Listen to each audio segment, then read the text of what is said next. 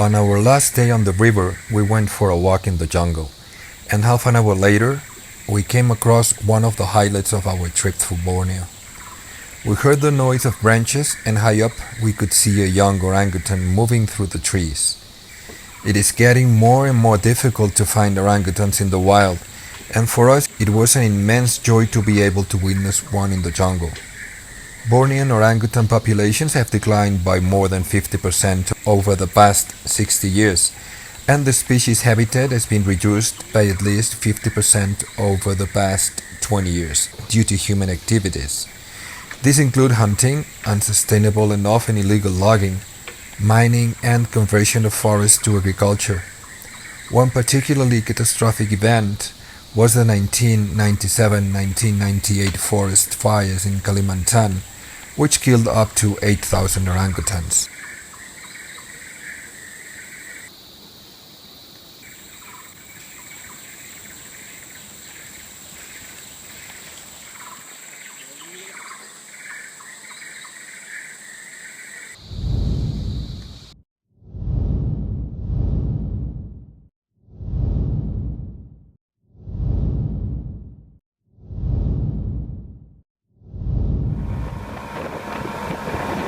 We followed the river all the way to the Sulu Sea, and from there we followed the coast towards the city of Sandakan, the second largest city in Sabah after Kota Kinabalu.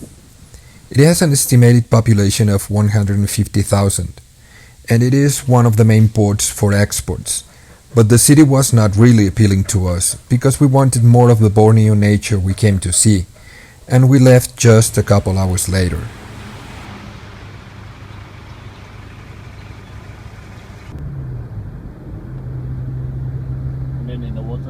We headed to the Sepilok Orangutan Rehabilitation Center instead, located some 25 kilometers west of Sandakan.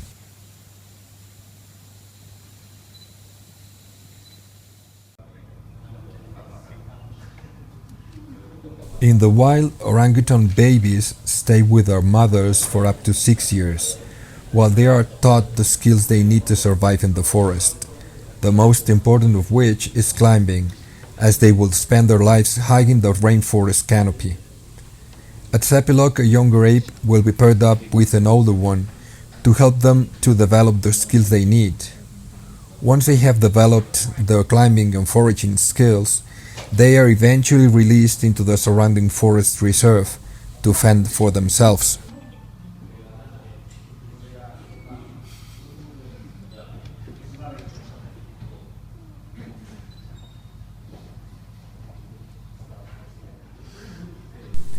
The creation of reserve areas minimizes the impact of deforestation on orangutans, and far fewer young apes become the victim of the illegal pet trade as a result of these sanctuaries.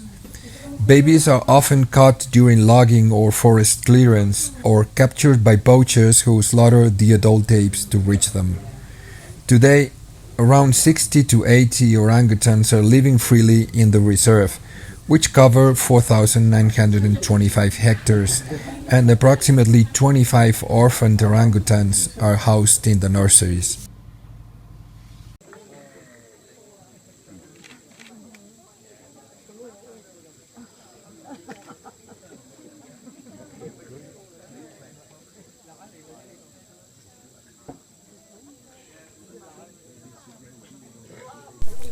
The Bornean orangutan is the third largest ape after the western gorilla, and the largest truly arboreal extant ape.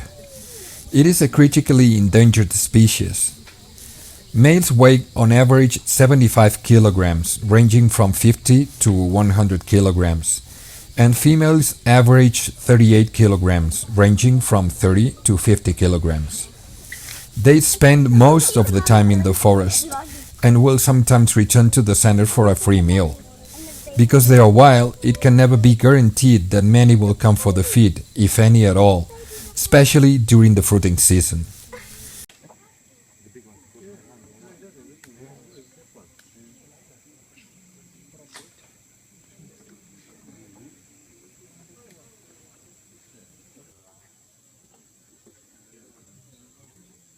There are some nature trails and walks within the reserve, from 200 meters to 5 kilometers in length.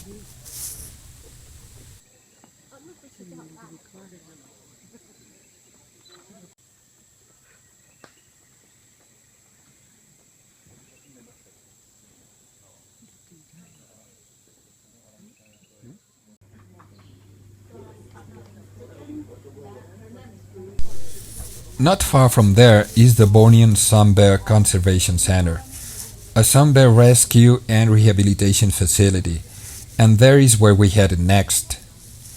Malayan sun bears are the smallest bears in the world, standing nearly 70 centimeters at the shoulder and weighing only 25 to 65 kilograms.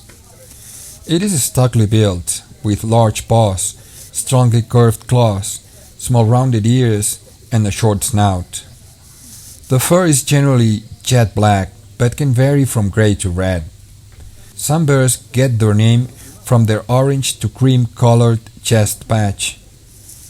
Its unique morphology suggests adaptations for climbing, and it is considered to be the most tree-living of all bears. The sun bear is an excellent climber and sunbathes or sleeps in trees 2 to 7 meters above the ground.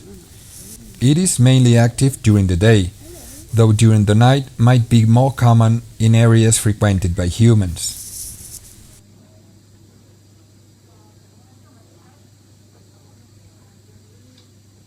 Is that the same one that was in the tree before? Although these bears tend to remain solitary, sometimes occur in pairs, such as a mother and her cub, which can live together for around 3 years. They do not seem to hibernate, possibly because food resources are available the whole year throughout the range.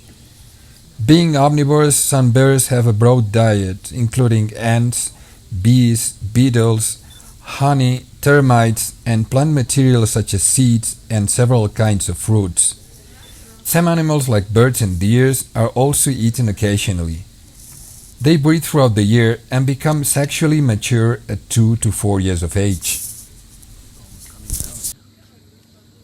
They continue to be threatened by forest degradation, illegal hunting for bear parts, and poaching to obtain young cubs for pet trade. Some bears are listed as vulnerable. The facility includes large forest enclosures to provide a natural environment suited to the needs and welfare of the sun bears and facilitate their rehabilitation back into the wild. They bark.